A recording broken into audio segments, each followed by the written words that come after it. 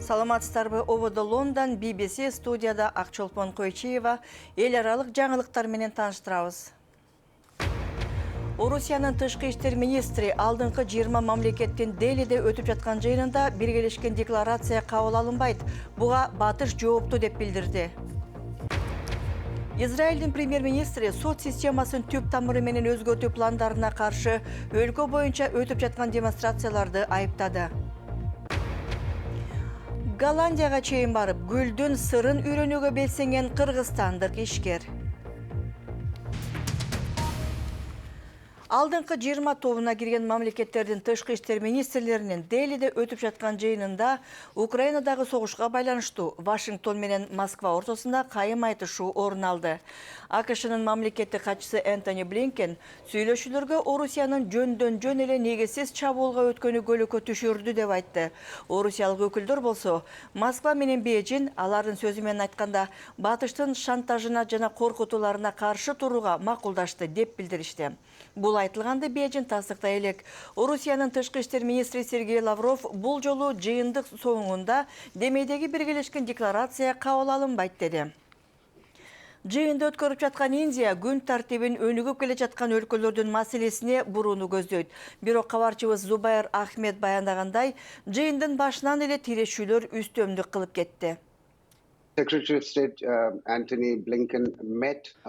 Мамлекеттик катчы Энтони Блинкен алдыңкы 20 өлкөнүн саммитинин алкагында Россиялык кесиптеши Лавров менен жолугушту. Орус өкмөтү батыш өлкөлөрү бизди шантаж кылып, коркутуп, үркүтүп атат деген маалга туш келгендиктен бул жолугушуу кыска жана таң калыштуу болду. Орусия Украинага 1 жыл мурун басып киргенден бери тараптар алгачкы жолу жекеме-жеке жолугушту жана жыйынтыгы өтө жакшы болгон жок. Индиянын премьер-министри Моди чогулган министрлерди позитивдүү маселелерге көңүл бурууга үндөдү. Соодада достук жок. Россия Кыргызстан аркылуу товар ташып жатабы? Бул жана башка орчундуу кабарларды уюлдук телефон аркылуу интернет сайтыбыздан окуңуздар. Ал үчүн бизди bbc.com кыйгачсызы кыргыз деп издеңиздер. Орусиянын тышкы иштер министринин орун басары өлкөдөгү өзөктүк курал-жарак мекемелерин текшерип, Украинанын чабуулгоюсуна көмөктөшүп жатат деп Американы айыптады. Сергей Рябков бул сөздөрүн Женевада Бириккен Улуттар уюмунун куралсыздандыруу маселесине арналган конференциясында айтты. Мындан бир нече күн мурун президент Путин тараптарга бири-биринин өзөктүк жайларын текшерип турууга жол берген New Start келишиминен убактылуу чыгуу чечимин кабыл алган.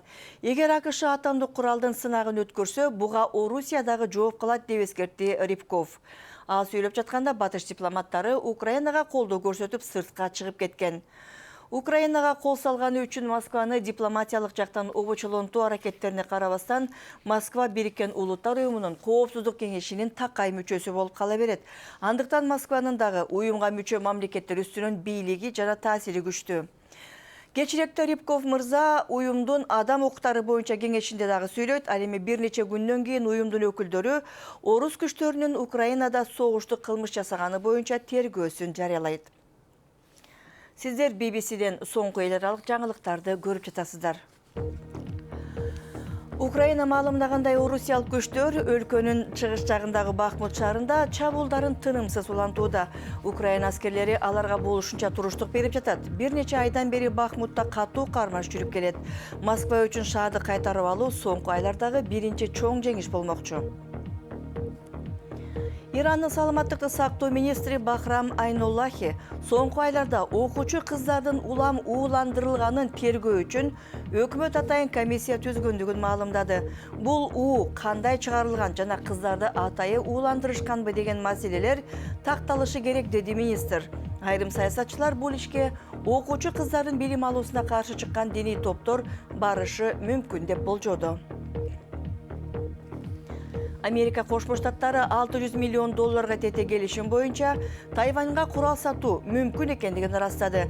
Тайвань өкүлдөрү 2 күн катары менен алардын аба мейкиндигине кытайлык учактар кирип жаткандыгын билдирди. Өзүн көз карандысыз деп жарыялаган аралды Бейжин өз аймагы деп эсептейт. Курал сатуу маселеси АКШ менен Кытайдын мамилесин андан ары татаалдатышы ыктымал. Энергия боюнча эл аралык агенттиктин жаңы билдирүүсүнө ылайык дүйнөдө көмүр кычкыл газын бөлүп чыгаруу өткөн жылы рекорддук деңгээлде өсүп 36,8 миллиард тоннага жеткен. Бул мурунку жылга караганда дээрлик 1%га көбүрөөк дегенди туюнтат. Ошентсе дагы жаңыланып туруучу энергияны колдонуу жана жаңы технологиялардын таасиринен улам өсүш мурда болжогондон кыйла азыраак болду деп айтылууда. Израилдин премьер-министри Беньямин Нетаньяху өкмөткө каршы чыккан демонстранттар чектен чыгып кетти деп айыптады.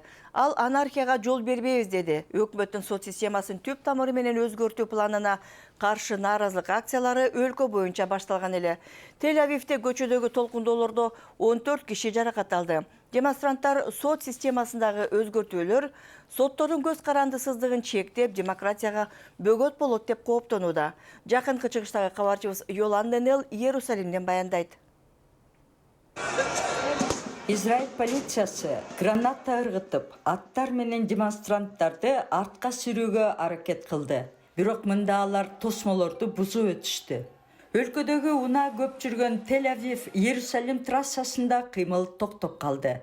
Демонстранттар сот түзүмү радикалдуу түрдө өзгөрүлсө, соттор көз карандысыз болбой, демократияга коркунуч жаралат дешиди. Бул өзгөрүүлөр өкмөткө жогорку соттун чечимдерин жокко чыгарууга мүмкүндүк берет. Бирок премьер-министр жана анын жаңы катаал өкмөтү демонстранттарды анархисттер деп атады. Нааразычылыктын эркиндиги бул өлкөнү анархиядан башаламандыкка түшүрүү үчүн лицензия эмес. Эгемен мамлекет анархияга чыдай албайт. Бүгүн ызычуу болуп турган жагдайда парламент комитети жаңы мыйзам долбоорун биринчи окууда добуш берип өткөрдү. Тарапкерлер алардын пландары бийлик бутактарынын ортосундагы тең салмактуулукту калыбына келтирет деп ырасташууда. Сыртта дагы башка топ чогула баштады. Бир нече жумага созулган нааразылык акцияларынан кийин бул жердеги адамдар өтө эле нааразы болуп турганын сезесиз. Анткени алар үнү жогору жакка жетпей жатканынан нааразы. Бул маселе өлкөдөгү терең жиктелүүнү ачыкка чыгарды. Ошондой эле айрым күтүлбөгөн көйгөйлөр да көтөрүлүүдө. Демонстранттардын арасында элиталык аскердик чалгындөө бөлүмүнүн ардагерлери да бар. Алар нааразылык иретинде запастагы аскер болуудан баш тартабыз деп коркутуп жатышат. Бул таптакыр адаттан тыш көрүнүш. Бизди уксун деп өз позициябызды жана аскердик билимибизди колдонгубуз келбейт. Биз мындай ыкмалар менен калыс болууга аракет кылабыз. Бирок бул кадимки саясий дебат эмес, бул радикалдык кадам. Сурамжылоо көрсөткөндөй, израилдиктердин көбү сот системасына сунушталган өзгөртүүлөр боюнча бир пикирге келүүгө умтулушат жана президент саясий диалогко үндөйт. Бирок учурдагы нааразылык акциялары жана бийликтин катаал реакциясы Израиль коомчулугу экиге бөлүнүп калганын көрсөттү. BBC дүрбүсүндө аудио программалар, орунтуу окуялардын анализи, BBC подкасттарын толугу менен угуш үчүн YouTube каналынан BBC Кыргыз деп издеш керек. Быйыл Agri HR компаниясы Британиядагы сезондук жумуштарга Кыргызстандан 4000 жумушчу чакырууну көздөп жатат. Бул тууралуу BBCге аталган компаниянын директору Ян Уильям Найербаут билдирди. Былтыр Agri HR компаниясы кыргыз мигранттарына 1500дөн ашуун квота берген. Алар Англия менен Шотландияда жайгашкан 35 фирмада иштеп келишти. Биз Британ фермаларындагы жумуштардын оош кыйыштарын сурап Ян Уильям Найербаутка кайрылдык.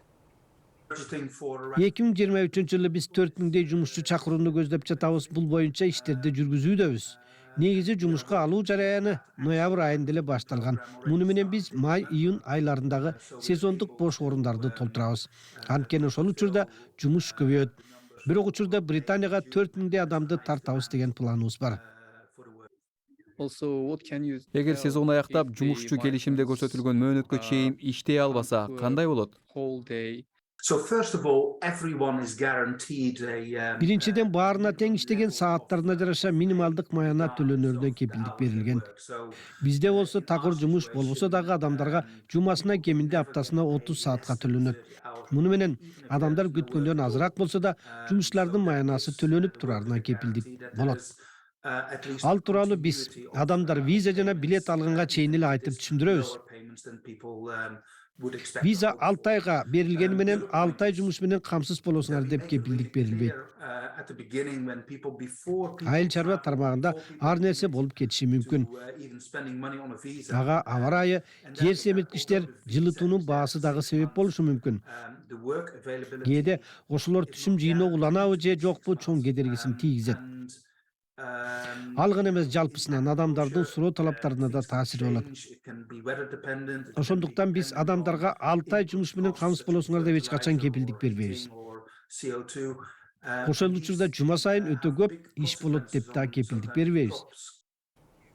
Программасы улантабыз.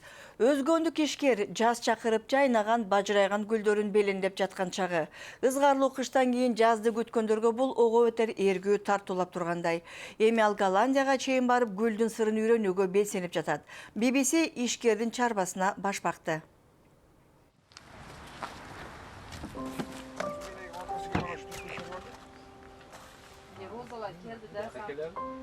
Салиев Илхамбек. Аты жөнүм Илхомбек Салиев. Оштун өзгөн шаарында гүл дүкөнүн иштетем. Бизнестин бул тармагында 20 жылдан ашуун убакыттан бери жүрөм. Ата кесибин аркалап келем. Мен өзүм кызыгып, биринчи биз букет кылабыз. Башында биз букет жасап сатат элек. Алар көз жоосун алып канчалык кооз болбосун, бат эле соолуп калганы мени көп ойлондурчу. Ошондуктан азыр бөлмө гүлдөрүн өстүрүп, бизнестин ушул тармагына кеттим. Бизде эң көп сатылган гүл цикламен, синенера, примола, геран, алтын балык деген гүлдөр. Бизде негизи гүлдүн түрү көп. Ар кандай жаңы сортторду алып келип, жайылтканга аракет кылып келебиз.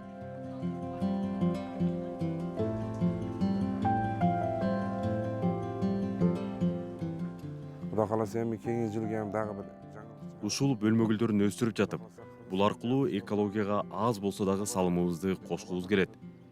Мындай күнөскана бизнесин ачып, абдан көп сандагы гүлдөрдү өстүрүүгө 5 жылдай убакыт кетти.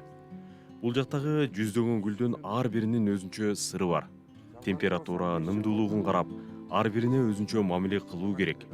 Гүлдү жакшы өстүрө албай жатам деп, айрым кардарлар дагы кайрылган учурлар болот. Аларга өз кеңешибизди беребиз. Гүл өстүрүү биринчиден бул менин хоббим. Экинчи орунда гана киреше. Кайсыл жака барбайын жаңы сортторду алып келүү жөнүндө ойлоном. кайсы пайтта чыгыш керек, кайсы пайтта маш пайтты уже. Быйыл кыш оор болду. Адатта жыл сайын күнөскананын жылытууга 30 тоннадай көмүр жакчумун. Быйыл 80 тонна көмүр кетти.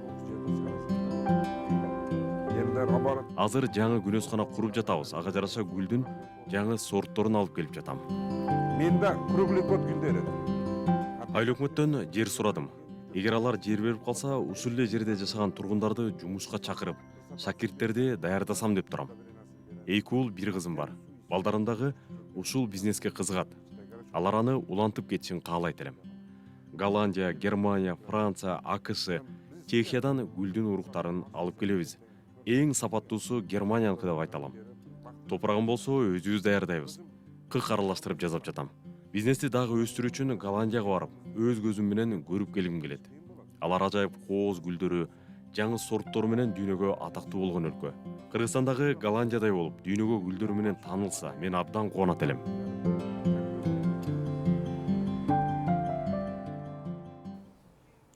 Жаңылыктардын соңунда Жапонияда жыл сайын өтүүчү куурчактар фестивалынын алдында миңдеген салттуу куурчактар Жапониянын Катсура шаарында көргөзмөгө коюлду.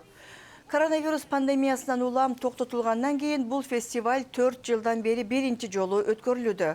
Жапония боюнча чогултулган хина куурчактары шаардын айланасында, анын ичинде шаардын борбордук храмынын кызыл килем төшөлгөн тепкичтерине дагы көргөзмөгө коюлган.